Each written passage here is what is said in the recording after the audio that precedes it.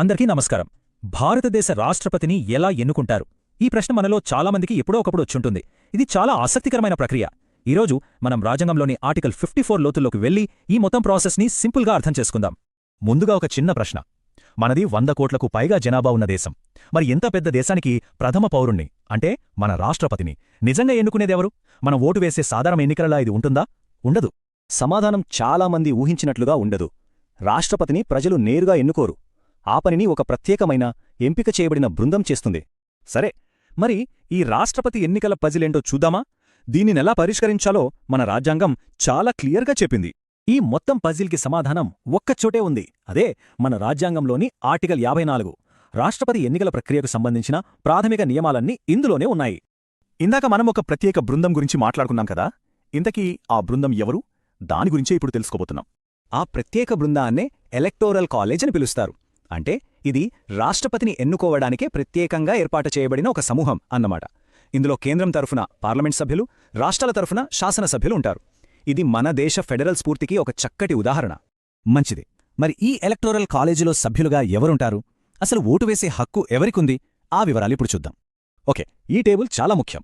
జాగ్రత్తగా గమనిద్దాం. ఇక్కడ ఎవరు ఓటు వేయగలరు, ఎవరు వేయలేరు అనేది స్పష్టంగా ఉంది.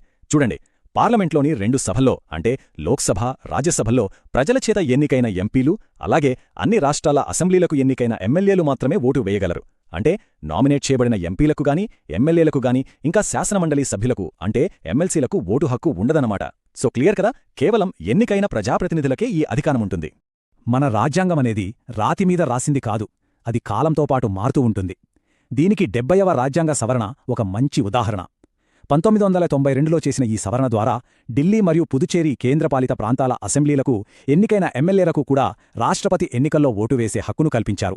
సరే, ఒకవేళ కొన్ని రాష్ట్రాల్లో అసెంబ్లీ రద్దయితే, లేదా కొన్ని సీట్లు ఖాళీగా ఉంటే పరిస్థితి ఏంటి? 1974లో సుప్రీంకోర్టు దీనిపై ఒక చాలా ముఖ్యమైన తీర్పిచ్చింది. ఎలక్టోరల్ కాలేజీలో కొన్ని ఖాళీలు ఉన్నంత మాత్రాన ఎన్నికలను ఆపలేరు లేదా సవాలు చెయ్యలేరని స్పష్టం చేసింది. రాజ్యాంగ ప్రక్రియ ఆగకూడదనేది దీని వెనుకున్న ఉద్దేశం. అసలు మనం ఈ పరోక్ష పద్ధతిని ఎందుకు ఎంచుకున్నాం? ప్రజలే నేరుగా ఎన్నుకోవచ్చు కదా అనిపించచ్చు. కానీ దీని వెనుక మన రాజ్యాంగ నిర్మాతల చాలా లోతైన ఆలోచన ఉంది. ఆ తర్కం ఏంటో ఇప్పుడు విశ్లేషిద్దాం. ఒక్క క్షణం ఆలోచించండి. మనది పార్లమెంటరీ వ్యవస్థ. ఇక్కడ ప్రధానమంత్రి, ఆయన మంత్రిమండలి నిజమైన కార్యనిర్వాహక అధికారాలు కలిగి ఉంటారు. ఎందుకంటే వాళ్లు లోక్సభకు జవాబుదారీగా ఉంటారు. రాష్ట్రపతి కేవలం రాజ్యాంగ అధిపతి.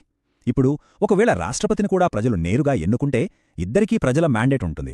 అప్పుడు దేశంలో 2 పవర్ సెంటర్లు ఏర్పడే ప్రమాదముంది. ఇది పాలనలో గందరగోళానికి, అధికార సంఘర్షణకు దారితీయచ్చు.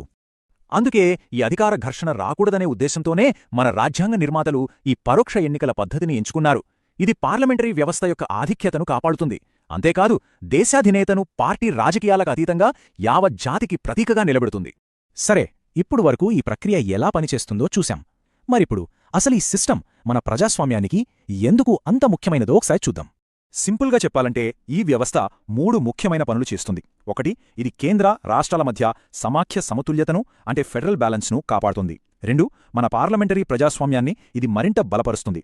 3, దేశంలోని అన్ని ప్రాంతాల ప్రాతినిధ్యులు ఎన్నుకోవడం ద్వారా రాష్ట్రపతి యావత్ దేశానికి ప్రాతినిధ్యం వహించేలా చేస్తుంది.